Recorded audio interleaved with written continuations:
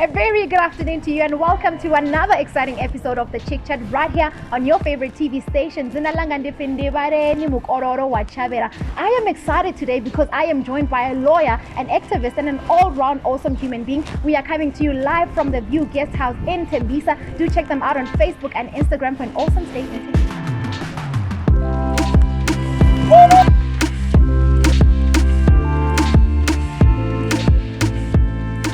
I am joined by the absolutely amazing and stunning lawyer. How are you doing? I'm good, thanks. And how are you? I'm alright. I'm okay. Happy to have you here. It's a pleasure to be here as well. How are you? How's everything? Hectic. Hectic. As a newly appointed attorney, getting to a new role, it's hectic, but I'm doing it. What's hectic about it? So the firm that I'm part of, we do work for the Road Accident Fund amongst other entities. So we are on the Road Accident Fund panel of attorneys. So what we do is that we defend claims on behalf of the Road Accident Fund. So given the high number of accidents that we have in South Africa as a country, us as the lawyers definitely have a lot of work to do. Hasn't the lockdown slowed down the number of accidents? Not quite, because there's this perception that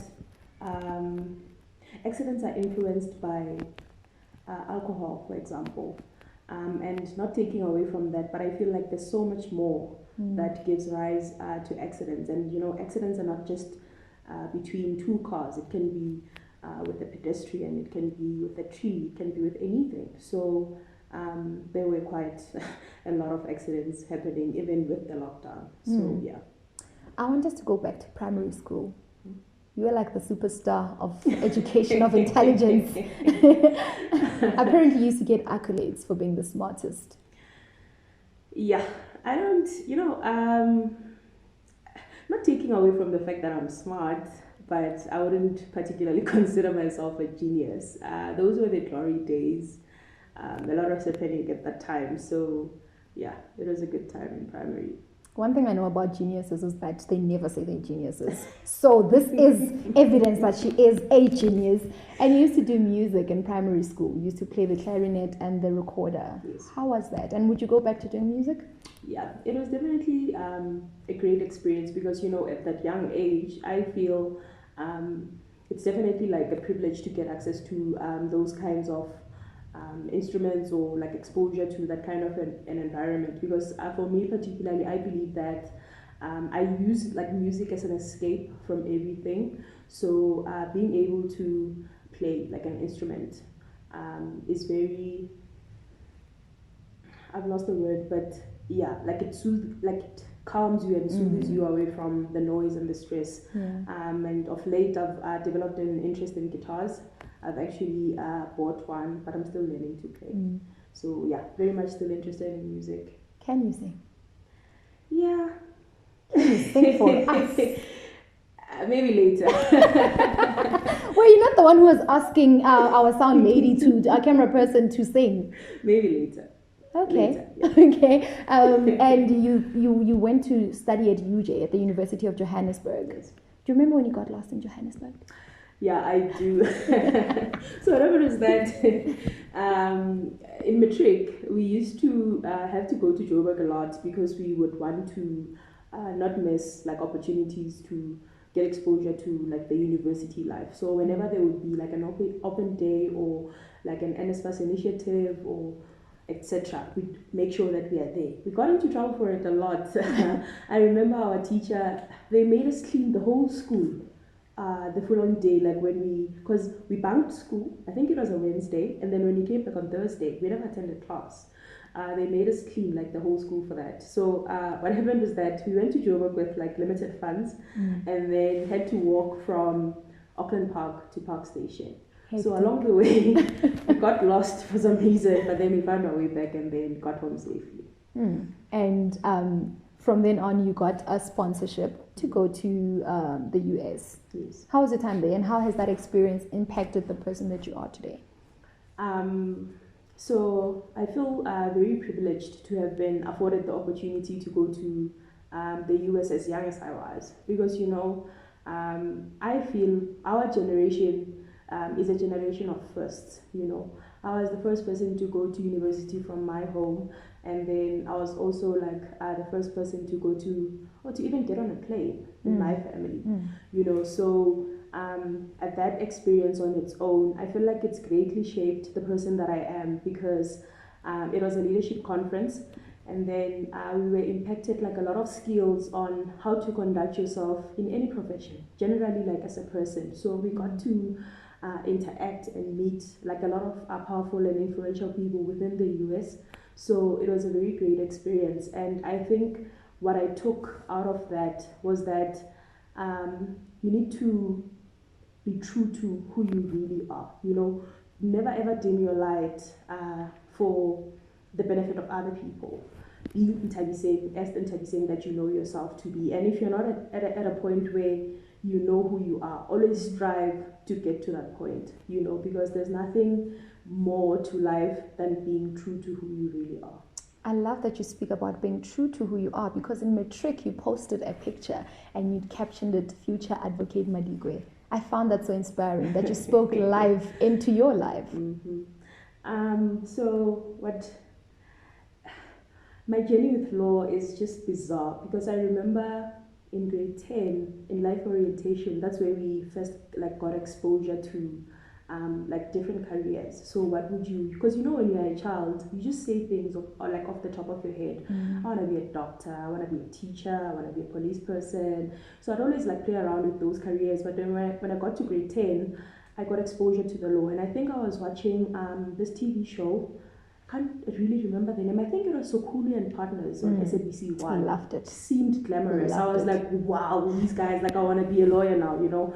So, and then I think also my decision to like gravitate towards law is because I think mostly for like people from around Tembisa, or like people who grew up in townships, when you get to experience the injustices that we see happening within our local communities, it really impacted on what I wanted to do to like effect change to that situation. Hence, I just decided that, you know what, I'm sticking to law.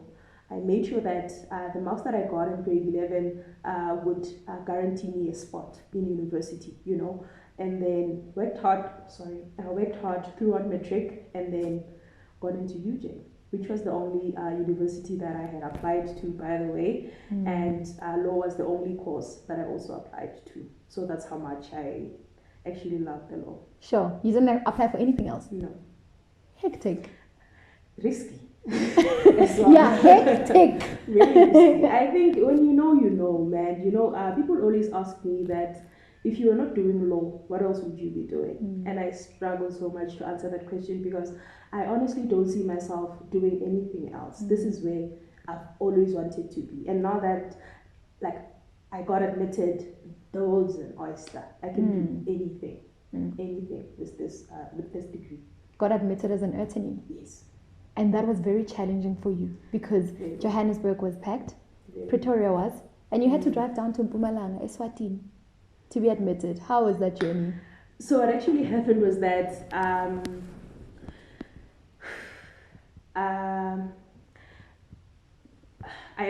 so how the law works is that you have to do 2 years of articles if you want to be an attorney, and then when you're done with that, you write, or during that period, you write 4 board exams. So I finished the process in November last year. However, I had 3 months left of articles.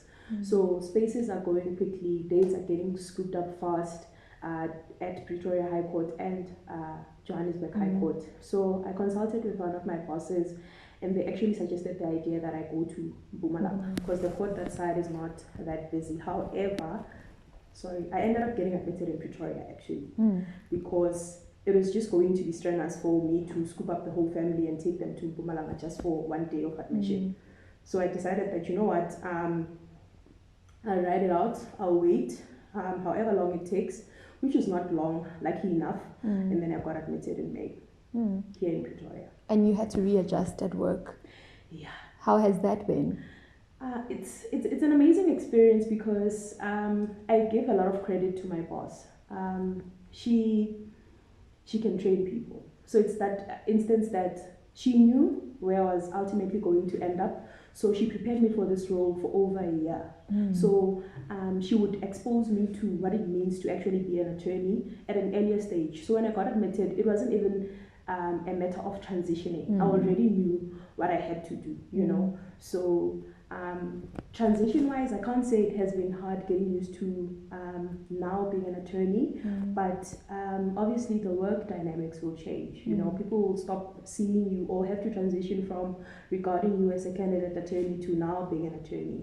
So yeah, but overall it's an amazing experience. Normally when you're in a field, there's always challenges, and I want to know if there are any challenges that you've faced as a black female attorney. You know, because it's a new role, you know, I won't speak much about any challenges that I've experienced, because I can't really say that there've been a lot at this point, but I do take cognizance of the fact that generally I just feel like women just have to work twice as hard, or even like more harder, to get recognized for the work that they do, and get acknowledged that they're actually great at what they do, you know, in contrast to men, for example, if we can take it that far. So I think as a female lawyer, getting recognized for the great work that you do, it's hard. Like, it takes time. You have to build yourself up, even though you are good. So I can say that like those are some of the challenges that we get to experience. And earlier on, you spoke about how you had to write articles and all those stuff for you to be admitted as an attorney. And I do know that, and I do hope that there is a kid from Tembisa, from Kukazi, who's watching this, and they want to get a bit more information about what to do in order for you to get accepted into doing LLB, and what the procedure is to get where you are right now. So I'm actually open to, I have like a couple of girls that I've been mentoring for a while now. So any information that anyone might need beyond this interview, I'm available. I think Leni will hook you guys up with my details, Facebook details. So everyone knows that in order for you to get into anything in university, you need to work hard, like really hard, especially in grade 11. Like your marks must be up there, because you don't want to be the worst thing that can happen to you is to be placed on a waiting list, because there are so many brilliant students out there that you might get like cast out, you know. So you work hard, you make sure that you focus on your grade 11 marks, and then work twice as hard when you get to matric, and then you will get into university. And what I like is that nowadays, and as fast as a great initiative, I don't know where we would be as a country if they hadn't come up with that strategy, because I feel like it's afforded so many black students an opportunity to get into university, you know. So the best thing that you can do, like for yourself as a student that's looking forward to getting into varsity, is to ensure, and you don't have the means to get there, is to ensure that you apply for NSFAS, you know. And then the world is your oyster. Study hard when you get to university, and just make sure that you start applying for employment opportunities in your first year. Companies recruit as early as first year, for law specifically. So it doesn't matter that you don't know anything. They can take you on in your first year, and then you know that at the end of the 4-year period, you already have a job. You don't have to like hustle hard like everyone else to get a job. You already have a job. Unfortunately, I didn't do that, because at the time I didn't know that you had to do that. So God blessed me. I got employment. I finished my degree in December 2017. Sat at home for Jan, and then on Feb I started with my articles, which is amazing, because I know like a couple of people who are still searching till this day, and it's been almost 3 years since I finished my degree. Why is it so difficult to write your articles? I think law is slowly becoming a saturated profession. So everyone is doing law, you know, and not to take away from the fact that there is a great need for lawyers in the country, but it's just that the opportunities that are offered to law graduates, they are so narrow. And I think we also need to educate ourselves as university students that the profession is not, it's either an attorney or an advocate. There's so much more that you can do with your law degree that will not require you to stand and address a judge or a magistrate. You can do there's like limitless possibilities, you know. So I think another thing is that people are focusing on like obtaining articles when there's so much more that can be done, you know. And I think it goes back to the like streamlined thinking that we have as people, that we refuse to educate ourselves of like other opportunities that are around us, you know. I mean, when we were young, we only knew who the careers. It's you can be a lawyer, a doctor, a policeman, or a teacher. There's so much more. I think I can even take this back and as asking you, Lenny, when you were young, did you ever imagine yourself to be in this role that you currently are right now? You know, so it's important for us to just explore your options. There's so much in the world that you can do. What are some of the options besides being an attorney or an advocate? So you don't even have to do streamline LLB, because the law career, you can either do your BA law degree or your BCom law degree or your LLB, but there's also paralegals. So paralegals, you work with lawyers but you don't go to court, and there's always a great need for paralegals within the law profession. And then you can be a researcher, you can be a legal advisor, you can be I'm trying to think from the top of my head, but there's just a lot of careers that you don't see people getting into, you know. And I think also specializing is important in our career, because there's fields like personal injury law. We do that a lot. So you get to a point where you consider yourself a personal injury specialist, but there are so many other unexplored fields of law. I was speaking to someone and they advised me that, you know, there's I think it's called maritime law. There are no black people within that sphere, you know. Like, I think black people just don't know about it, or maybe they think it's for white people, I just don't know. But it's not limited or like black and white. There's just so much more to it, you know. While we're still on the education chat, I want to know how important is it for black kids in Tembisa specifically to get an education? I'd say very important. Mostly because, you know, not everyone is meant to go to school or like be in school, because if you are being like honest with ourselves, academic potentials are not the same. Like, they're just people who are smart, but they are not book smart. But I think education gives you that backdrop, and like it equips you with skills that are necessary to sustain you with whichever path you choose to take. Say, for example, I'm trying to think. You can choose to be an entrepreneur, for example, but if you go to school and study for a management degree or a diploma, for example, in your business, you can use those skills that you've gotten from school to make sure that your business becomes a success. So I think it's important, especially now, because it's possible to go to school. It's not like before, where black students from, or black scholars from places like Tembisa, for example, we didn't have the resources to go to school. We didn't have like the necessary channels and access to people who've been there to like let us know or give us the information of how we can go about getting into institutions of higher education. So I think it's very important for if you can, and if you think it's for you, get yourself an education. I also feel like for me, it's just the definition of this education. You know, people seem to associate it with educational institutions. Sometimes you can have an education outside school, but enough about the heavy, serious stuff. I want to get into the light-hearted, nice stuff. I spoke to a few people who know you. I know you really well, and they said something about you that struck me, and I felt it when you walked in. They were all like, she's very humble, down-to-earth person. She doesn't announce her presence. And I want to know, how important is it for you as not only a lawyer, but a lawyer from Tembisa, to be humble? I think, you know, it's the values that we are taught at home. Humility will take you everywhere, because, you know, I think you don't want to mess up your opportunities just by being out there and being loud and in people's faces, you know. All in all, man, you need, like, humility will take you everywhere. You just I'm a person who just sits and observes. Like I watch the spaces that I'm in and get to take it, because there'll always be something new to learn from the people that you engage with and associate yourself with. So I think I didn't know that my people would describe me as that, but yeah, it's the values that we are taught at home. Humble yourself.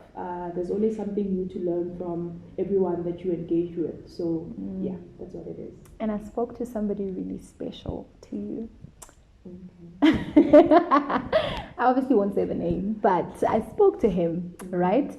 And before I spoke to him, find him? Well, I mean, we do our research. But when I was stalking you guys, right, I found something really funny. I don't know if I misread it, but did he start as your mentor? Because I saw a post where he was mentoring you in something. And I think from the mentorship program, something beautiful came out of it. So he's a year older than me and was a year ahead of me in school. So I think the idea of picking people up from the same places that you come from, I learned the most from him, because when I was in my matric year, he actually like picked me up. He would make sure that he tells me about these things that are going on in universities, obviously knowing where I want to go.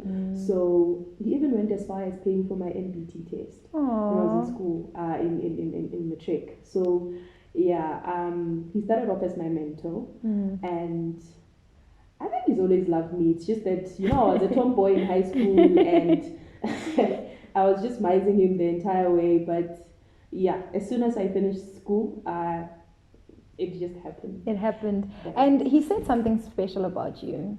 Opa phone. When I was speaking to him, this is what he had to say about you. He's really fond of you. I could pick it up even when we were speaking. He said, she honestly and truly loves. She loves 100% and loves deeply. She has a massive heart. With everything she's achieved, she's never given me the impression of having overachieved or anything like being the smartest person in the room.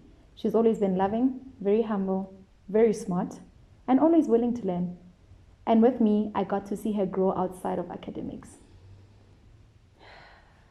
Yeah. Yeah.